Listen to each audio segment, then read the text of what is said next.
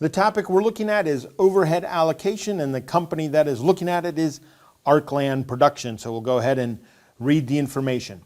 Arklan Production is upgrading its manufacturing process from a manual process to a highly automated system. Management believes that the new system will result in greater efficiencies and a better finished product.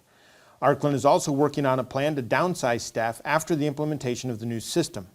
Arklan has used a traditional absorption costing system to calculate unit product costs for external financial reporting. In the past, Arklan has allocated its manufacturing overhead costs using a predetermined plant-wide overhead rate based on direct labor hours. The controller realizes that the new system may require changing the overhead allocation process. Management plans to take the opportunity to reconsider other improvements to the system. And so that's the information that we have. There's not any numbers there. Okay, we don't have any calculations that we're going to have to do connected to this. So let's go ahead and look at what is required. We have a number of requirements. The first, identify and explain 3 disadvantages of using a predetermined plant-wide overhead rate to allocate overhead costs. The second is to identify and explain 3 benefits of using departmental overhead rates to allocate overhead costs. And so, in a sense, those 2 questions are related. The first requirement is the 3 disadvantages of using a plant-wide rate, and the second question are 3 benefits of using a departmental overhead rate. The third requirement, explain why direct labor hours may not be a good basis for allocation of overhead costs after Arklan implements the new system. The fourth requirement, recommend 2 bases of overhead allocation other than direct labor costs that might work better in the new manufacturing process, and explain your recommendation. The fifth requirement is identify and explain 2 differences between a traditional cost allocation system and an activity-based costing system. The sixth requirement, explain the difference between absorption costing and variable costing. Identify which is more suitable for internal decision making and explain. And the final requirement is to identify and explain 2 limitations of an activity-based costing system. Now, before we get into looking at all of these requirements and answering them, we need to recognize here that this question really isn't very much about Arklan. There's the question where we need to determine what basis might work well for this company, and we've got a little bit of information that we'll be able to use for that. But really what we're looking at here is really just general questions. Okay, we almost don't need a situation for it. We're just, what are some of the benefits of this? What are some of the disadvantages of that method?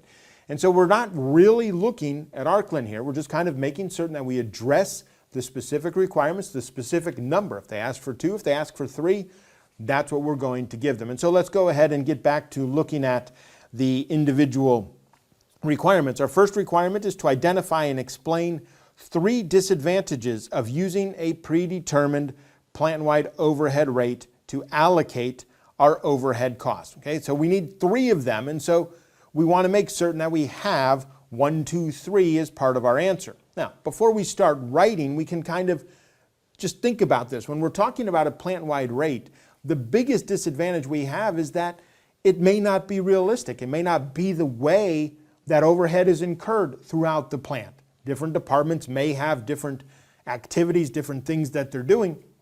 And so using one way of allocating overhead simply may not be accurate and reflect the way things are going throughout the plant. And we also have issues here when we're using one number. We're not getting a lot of information that's going to enable us to change how things are happening. We're not getting anything that's very specific. And so we're going to be looking here at this kind of fact that we're getting just basic top-level information, which doesn't allow us to do very much connected to that. And so we'll go ahead and look at what they suggested as the answers, and I'm specifically putting them here in numbered format. We were told to give 3 disadvantages. So first, a plant-wide allocation system may work well for some companies, but may end up distorting product costs if different departments incur different amounts of manufacturing overhead, or if different products use departments at a different extent or to a different extent. When either or both of these conditions exist, the plant-wide overhead rate will likely distort product costs, allocating higher than actual cost to departments that do not incur certain costs, and higher than actual cost to products that do not use all departments as part of the production. Okay? So that's that, not not applicable in every department. Number two, it usually does not provide valuable information to the cost control and improvement of internal controls. Again, this is because we have this very top level information. And then our third point, it can hardly motivate department managers to achieve goals of top management, then fairly determine the rewards earned by the managers. We're not getting that proper motivation.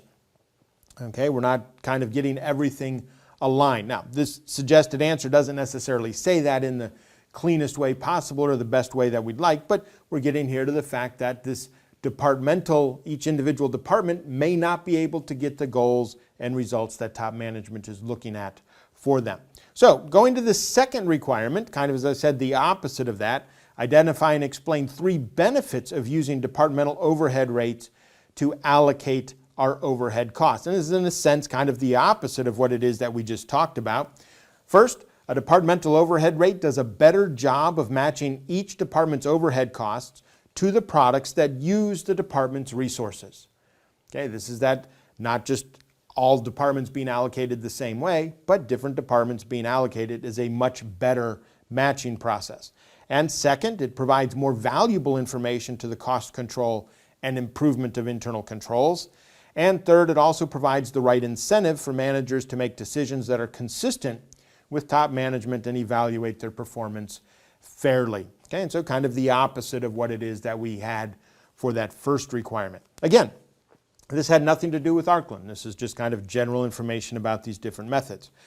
So our third requirement is explain why direct labor hours may not be a good basis for allocation of overhead costs after Arklan implements the new system. And well, if they don't use a lot of labor hours, it's not going to work. And so based on that information that we were given about what it is that they do, they're going into a highly automated system. And so the old manufacturing system was highly manual, and direct labor hours were directly related to the actual work that put into each product.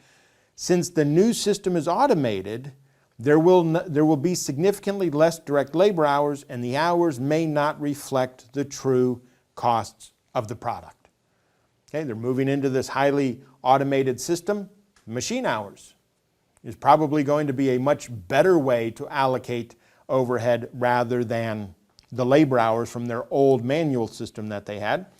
And that leads us into the fourth requirement: recommend 2 bases of overhead allocation other than direct labor costs that might work better in the new manufacturing process, and explain your recommendation.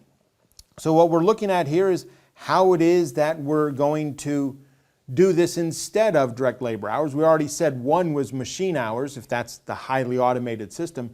But really what we're looking at is going through these different systems. We don't have a lot of information, and so we don't know whether or not weight or number of component units or something like that might work. But we have obviously machine hours. Then we need to come up with something else as that second alternative. And so what they have is 2 potential bases for overhead allocation are machine hours and the second, production units through each department. Okay? That may be relevant. That may be for some of the departments how it is that is going to be done. Now remember, they told us here, they told us very specifically that we are supposed to explain our recommendation, and so we need to make certain we do that.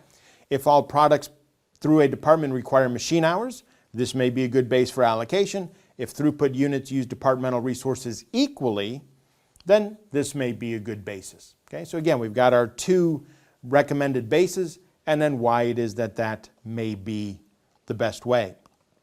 Requirement number 5, identify and explain 2 differences between a traditional cost allocation system and an activity-based costing system.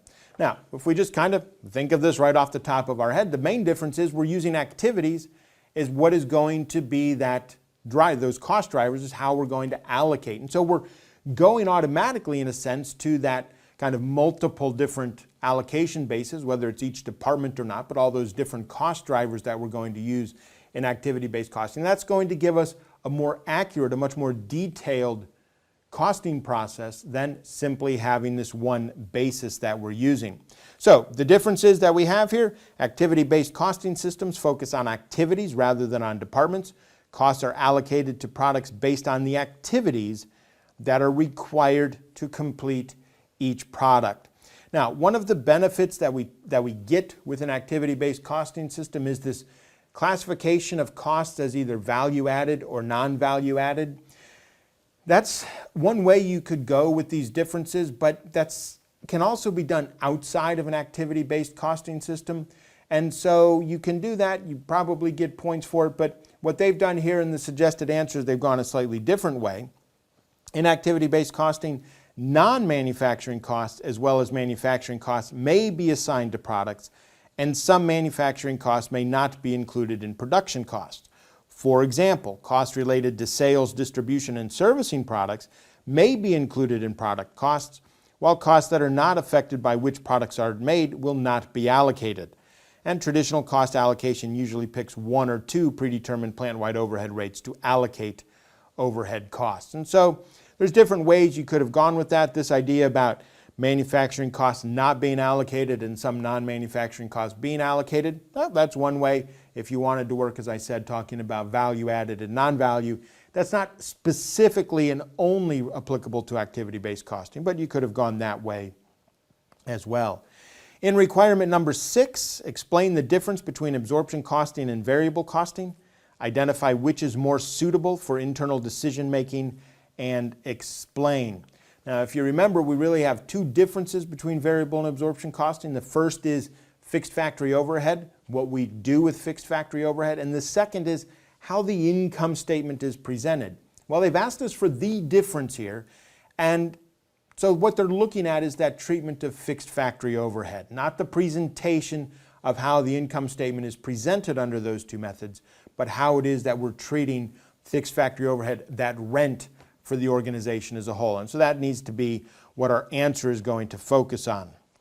Absorption costing includes both variable and fixed manufacturing expenses, while variable costing includes variable manufacturing costs. Variable costing treats fixed manufacturing costs as period costs, and that's that fixed factory overhead, that rent that under variable costing is being expensed, and under absorption costing it is being allocated to each individual unit. They asked which is more suitable. Variable costing is more suitable for internal decision making, since in the short run, fixed manufacturing costs are out of the control of management. Focusing on variable costs can help them decrease waste, improve efficiency, and increase profit. Also, using variable costing for internal decision making can prevent management from manipulating income by simply increasing inventory levels. So, we've answered 6 of the 7 requirements. We have one more to go. We don't want to give up too early. We want to make certain that we get those points for number 7 as well. So requirement number 7 is identify and explain 2 limitations of activity-based costing. What are 2 limitations that we're going to talk about here within activity-based costing? And we kind of recognize that one of them is the cost of setting it up. We have the benefits of better costing, that whole value-adding and non-value-adding cost being looked at, but really the main disadvantage is the cost that we have to incur to set up an activity-based costing system. And then also we have the issue that this system is going to be different than what it is that we're using for financial reporting, and that's going to cause some differences as well. So the way they put this, number 1, beginning an activity-based costing system requires significant resources and must be routinely maintained to keep the data driving the system current.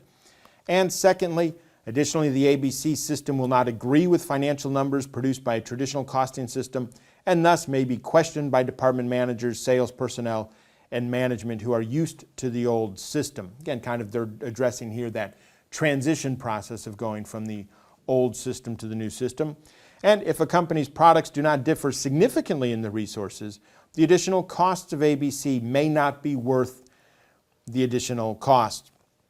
Now, this is not really part of the requirement, but it's a very nice kind of end to it. We know what those limitations are, and we recognize that ABC may not actually be worth all of those costs that are connected to the first item that we listed here, the cost of implementing it and keeping it current. But what we've done here is we've gone through all 7 of these requirements for Arklan. As I said at the very beginning, as we've seen, this wasn't really specific to Arklan other than they were moving to a highly automated system. But just basic understanding of the different methods of activity-based costing, the traditional, kind of the different ways that overhead can be allocated, a plant-wide rate and a single rate. So no numbers here, no calculations here, but if you understand what's happening with overhead cost and overhead allocation, this is a question that you're able to go through all of those requirements. Make certain where it says 2, you provide 2. Make certain where it says 3, you provide 3. Number your answers so they can see very easily and very quickly that you had the right number of points for it. But again, not in great depth here, but just an overall understanding of some of the issues connected to overhead allocation.